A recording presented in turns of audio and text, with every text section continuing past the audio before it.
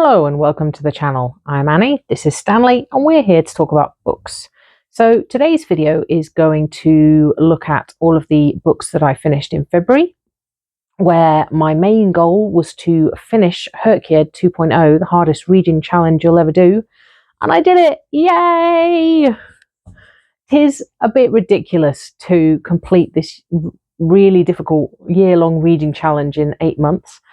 I freely admit that. I was benefited by the fact that I started off the whole thing with a week-long reading retreat in which I finished 11 books and picked them specifically to complete prompts.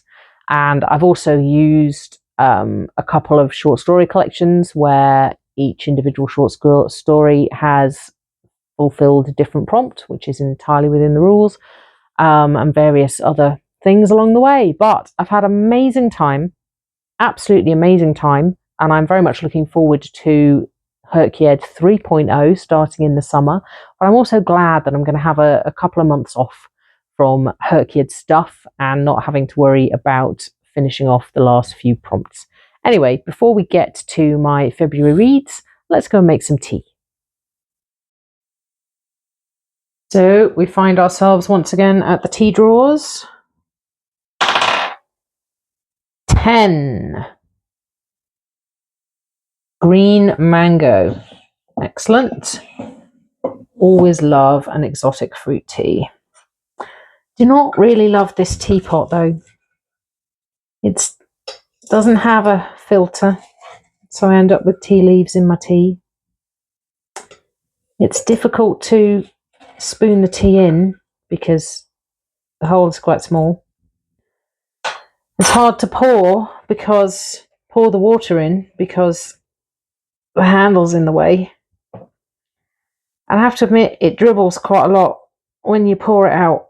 So, sorry little teapot, you're very pretty, but not really fit for service.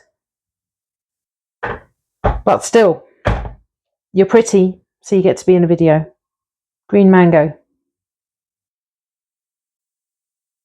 So, now that we've got our tea, which is always an important accompaniment to reading in my view, let's get to the books. So the first book that I finished in February was one that I picked specifically to complete a hrcyed prompt. One of the squares is Become the Avatar, and you have to read books with earth, air, water and fire in the title. And my last one, I picked A Vision of Fire by Gillian Anderson and Jeff Rovin. So I don't know how this book came about and how much of input Gillian Anderson actually had. Her name was very big on the cover and Jeff Rovin's was very small, but I'm assuming that he helped her out with the writing. But I was quite excited because I discovered it as an audiobook and she narrates it, and I love Gillian Anderson, and I thought, wow, this is going to be fantastic because she's obviously going to be massively invested because it's her book. And she's a fantastic actress, so she'll probably be good at reading an audiobook. Not so much, as it turns out. The book itself is complete nonsense. It's got all sorts of random stuff going on. There are teenagers in different parts of the world who are getting affected by some weird force from... I'm not going to say where it turns out it's from, but it is utterly ridiculous. And they are having psychotic episodes, I think is probably the best way to describe it, and experiencing weird things.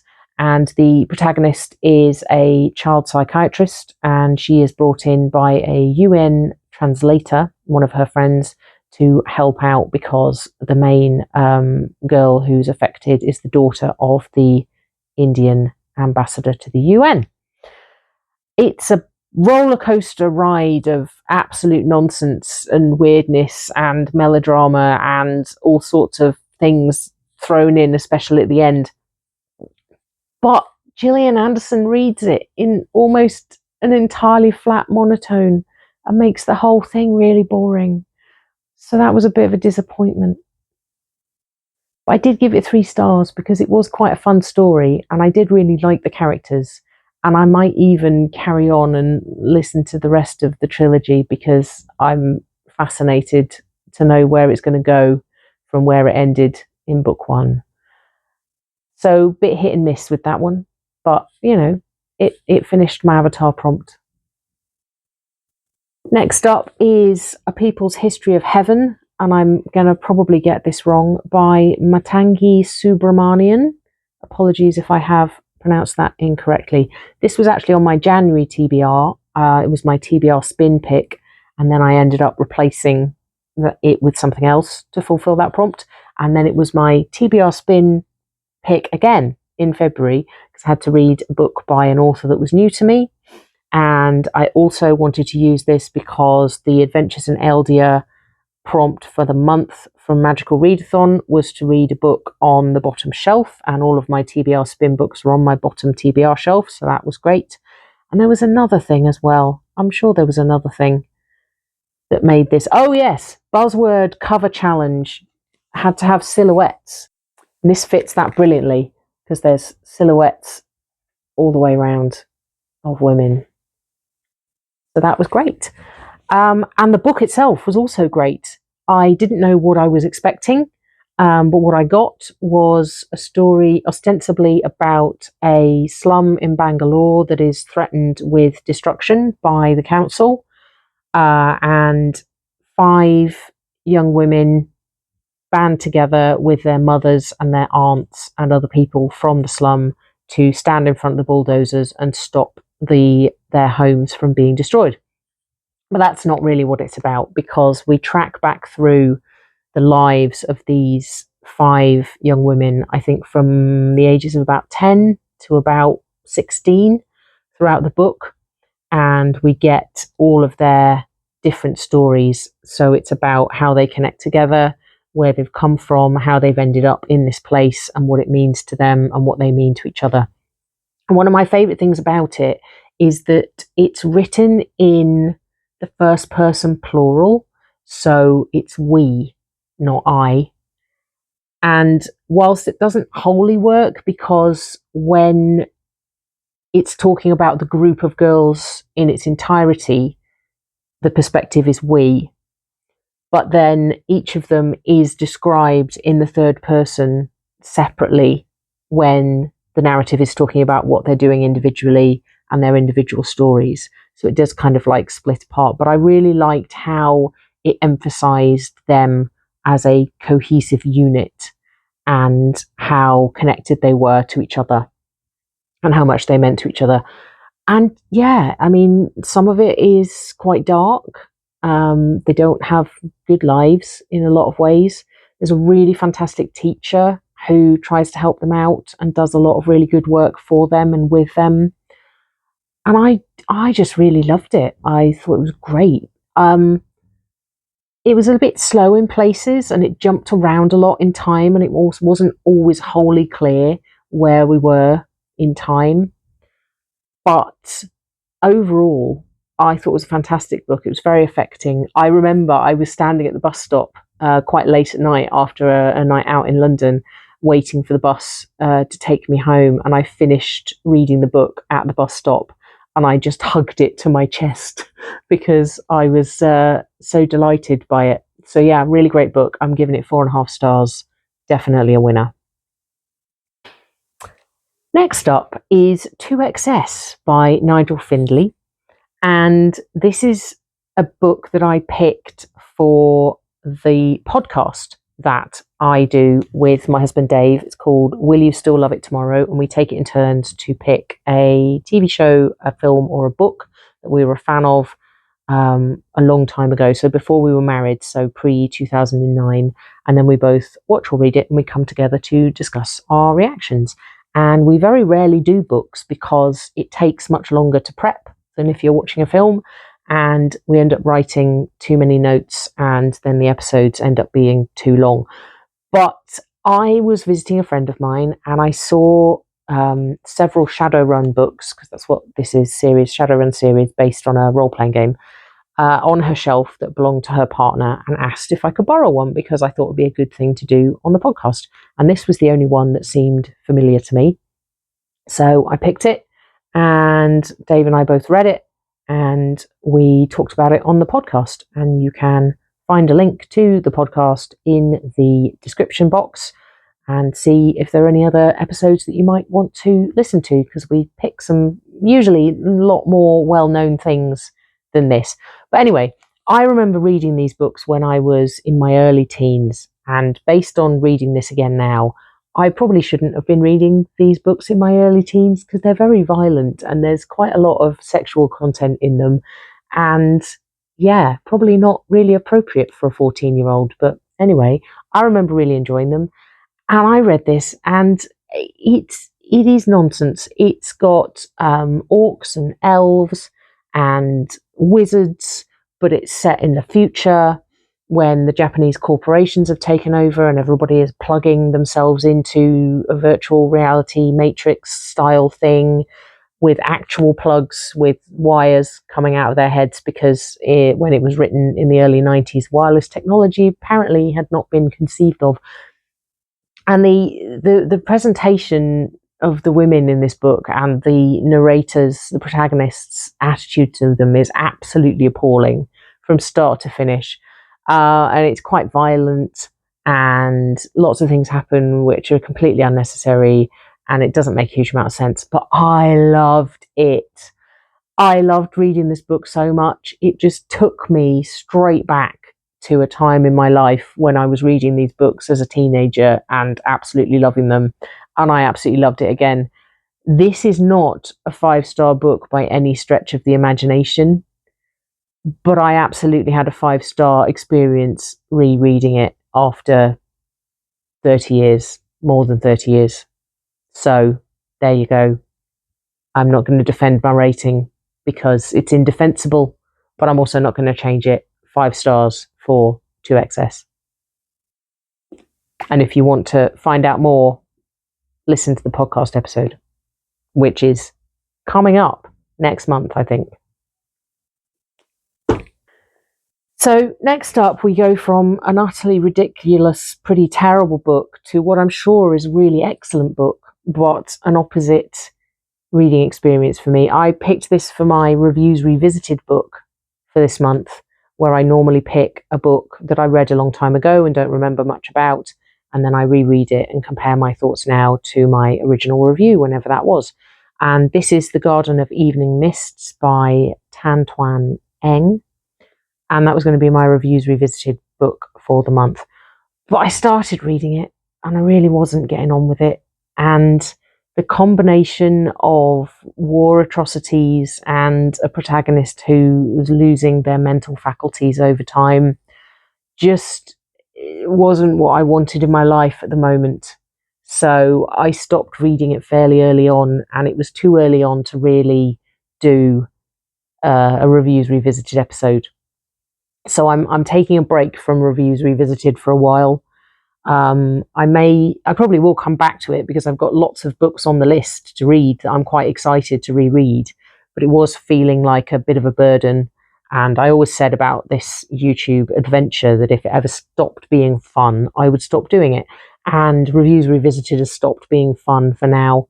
So I may inject some different types of videos into the slot, or I may just take a bit of a break towards the end of the month.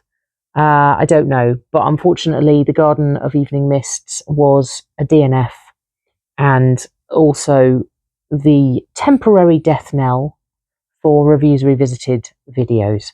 If you have seen some of my Reviews Revisited videos and you're really keen for me to carry on with them, please do let me know, because they don't seem to get as many views as the other videos either, so it didn't feel like it was worth the effort if I wasn't enjoying it anymore. But if you're desperate for me to reread books from a long time ago and compare my views now, do let me know in the comments, and I will resurrect it and bring it back into the schedule. But we're not having a Reviews Revisited this month because I didn't read enough of the book to make it worth it. So there you go. Next up was another audiobook, The Enchanted Greenhouse by Sarah Beth Durst, which I picked to fulfill the February secret prompt for hrcyed, which was to read a book with one of the colours from Joseph's Technical Dreamcoat in the title. So I picked green for The Enchanted Greenhouse. And this is the follow-up to The Spell Shop, which I read last year, maybe the year before. I really, really enjoyed The Spell Shop, which is a cozy fantasy in which, surprise, surprise, someone opens a shop, which always seems to happen in cozy fantasy, only not in this one, weirdly enough. And there's a lot of baking and a sentient plant and a cute little romance and cloud bears, and I really enjoyed it. So I was quite excited when I realised that there was a follow-up. And this turns out to be both prequel and sequel, because the protagonist is Terlu, and it turns out, you learn right at the start, that she is the one who created the sentient plant who was a main character in The Spell Shop. So the initial section of the book is prior to the Spell Shop events, and then the main part of the book takes place at the same time as the events of the Spell Shop, and then it carries on slightly past the end of the Spell Shop. So it's the whole gamut. But you don't have to have read the Spell Shop. There's a couple of little Easter eggs and a reference to the sentient plant at the beginning and at the end. So it is better to have read the Spell Shop to really appreciate this one. But you could read it as a standalone. But I did find it a bit disappointing. I enjoyed the Spell Shop so much. How many times am I gonna say Spell Shop? But this one just didn't really work for me. The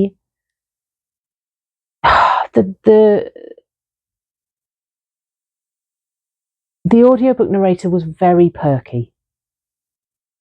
And that was a bit of an issue, because I'd come straight from listening to A Vision of Fire, where Gillian Anderson was incredibly flat as an audiobook narrator. And so the contrast was drawn that much more starkly, because I went straight from one to the other. And there were a lot of sentient plant characters, and they were given voices that made them sound rather like caricatures than real characters, real people. And I don't like that in audiobooks when it's all a bit cartoony. And by contrast to the very perky plant characters, the love interest was quite dour and didn't say a lot and was very flat. And so I didn't find him interesting or attractive. I got to like him a lot more towards the end, but I just didn't feel the romance. It didn't feel credible to me that these people would end up together as quickly as they did in the circumstances that they were in. I did like some of the other characters, and I liked where it ended up. So overall, it wasn't terrible, but it wasn't great. My favourite bit was when a whole load of new characters turn up in the latter stages, and one of them's called Cousin Persic, and that's my surname, so I enjoyed him. But that didn't make up for the rest of the book being not so compelling. I mean, it was an easy listen. It got me through a lot of long bus journeys during a weekend in Edinburgh, so I'm grateful to it for that. But yeah, it was a bit of a disappointment after the Spell Shop, and I'm giving it 3 stars. Wasn't terrible in any way, but it just didn't really work for me as a follow-up in the world of the Spell Shop. Next up was my April new release for hrcyed, which was This Song Is About Me by Melissa de la Cruz, which is presented as a non-fiction book. It's a fictional non-fiction book where an investigative reporter is looking into the disappearance of an incredibly famous singer. And so it's largely made up of interviews with different people who knew the singer, friends, family members, with inserted sections from the point of view of the journalist. And because she is connected to the story as well as just having an interest in it. And I really enjoyed it. It didn't work as a credible non-fiction book, because the way the story was put together didn't really make sense if you were actually writing the book from the point of view of these events. And also, in the usual way of interviews, diary entries, that kind of thing in fiction, the interview sections from the people didn't hold up as transcripts of interviews because they were narrating the story as if it was actually happening. So they were giving whole conversations and describing the minutiae of what was going on at the time. And several years on from the events, nobody is going to report whole conversations verbatim in an interview. So that didn't work. But as a fiction book about a really interesting story of a singer who shot to massive fame in her late teens and then disappeared off the face of the planet, it was really good. I really enjoyed it. I've read some reviews which said that a lot of people think the ending was a really damp squib and didn't really go anywhere, but I liked it. I really liked the ending. And I thought it was very well written. I really liked all the characters. I was interested in the story. My one caveat is that there is a book that I listened to the audiobook of a few years ago called Greatest Hits. I can't remember who it's by, which is also about a singer. And what made it really spectacular was that it actually had recordings of the songs as part of the audiobook, and that was really fantastic. And my only complaint really about this book is that I really wanted to listen to the songs, but they don't exist.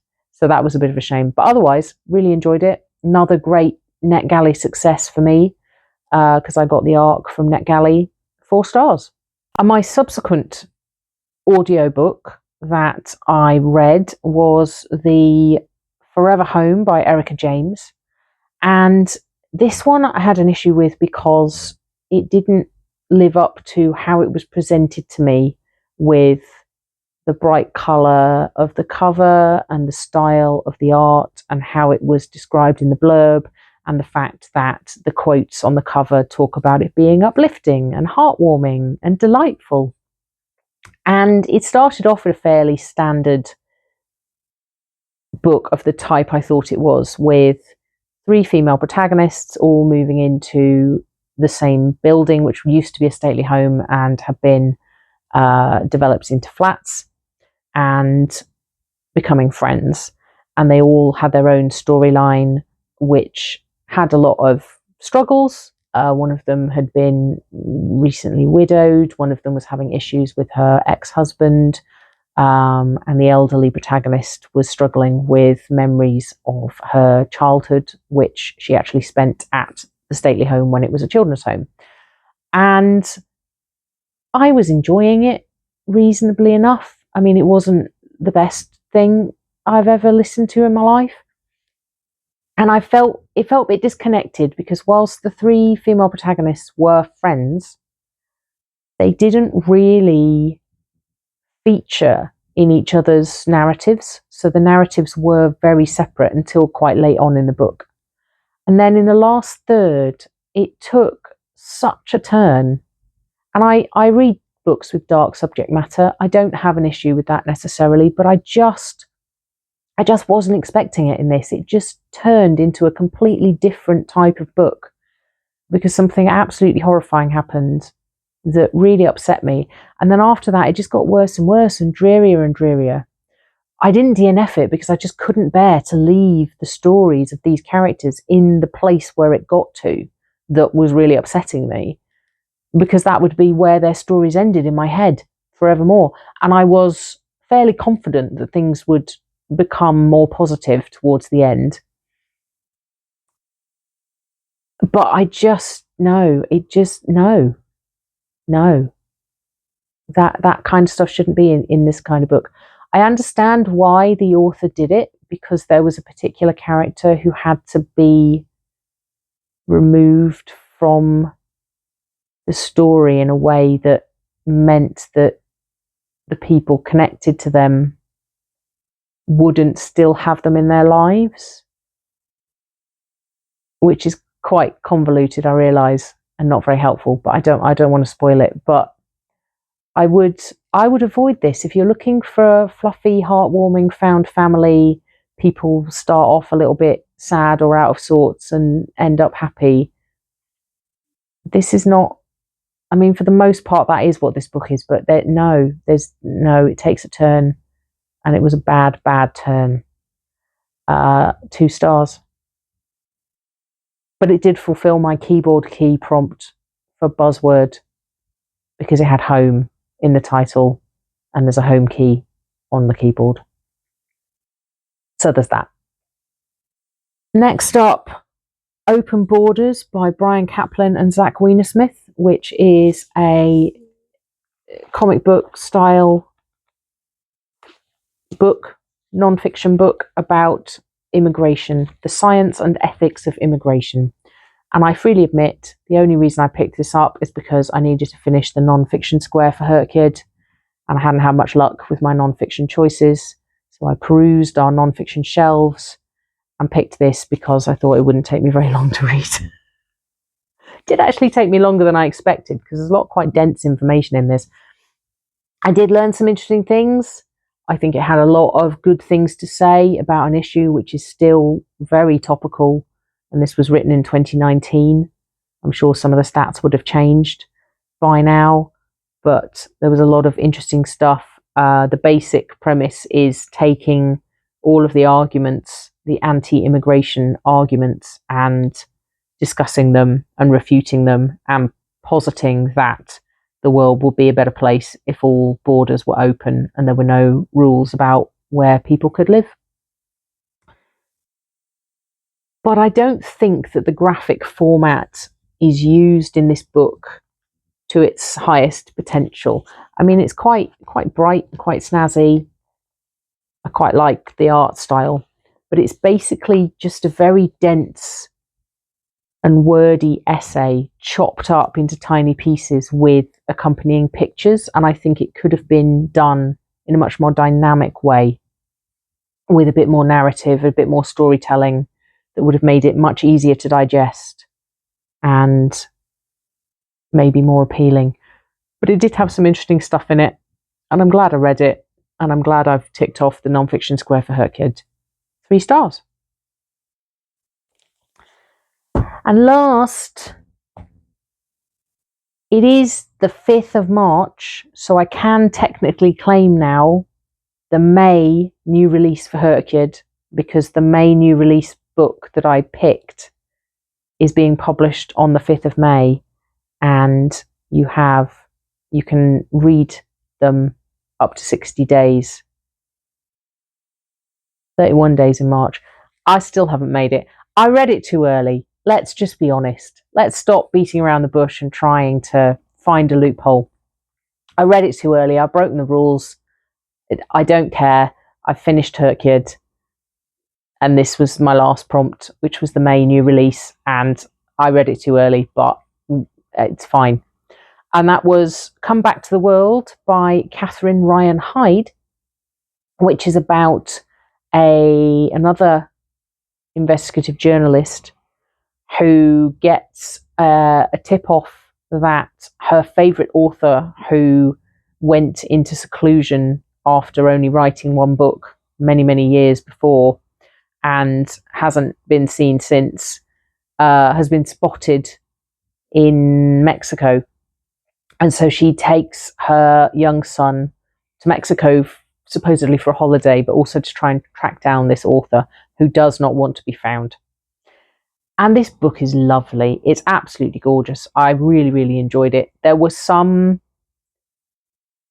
bit clunky conversations where people made speeches that didn't feel very credible and felt a bit more like the author wanting to put their point across.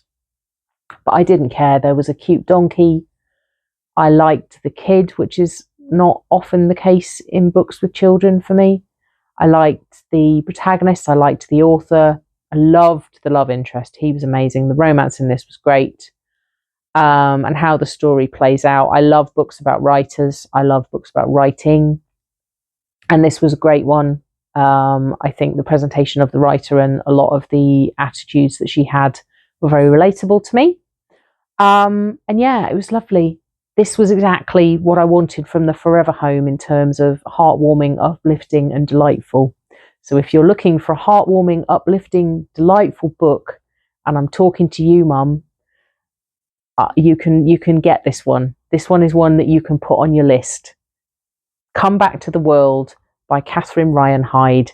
It's not published until the 5th of May, but stick it on the list and get Dad to go and find it in the library once it's out. 4.5 stars. And that's it for February books. It was quite a lot in the end. Some amazing reads, some DNFs, so quite a range. But I finished hrcyed. I did it. I'm probably going to be disqualified for reading the May book too early, but I don't care. In my world, I have completed hrcyed. I'm also feel like I'm losing my voice, so I'm going to stop now. Stop celebrating. But please do like this video if you liked it, and subscribe if you want more content from me and Stanley. And if you want face-to-face content from me and Stanley, we're running a self-discovery journaling workshop in London on the 18th of March. So if you want to come and meet me, and more importantly, Stanley the Bear, who is the main subject of this amazing workshop, because he is amazing and he will help you build a better relationship with yourself during the course of a 2-hour workshop in London on the 18th of March. Details in the description box. Come along, and we'd love to see you there. And if you're not in London, which I'm sure most of the people watching this are not, but you know anybody who is in London and might want to meet an amazing bear and build a better relationship with themselves, please do let them know and share the details. And I will hope to see some of you there. But in the meantime, thank you for watching, and I'll see you in another video very soon.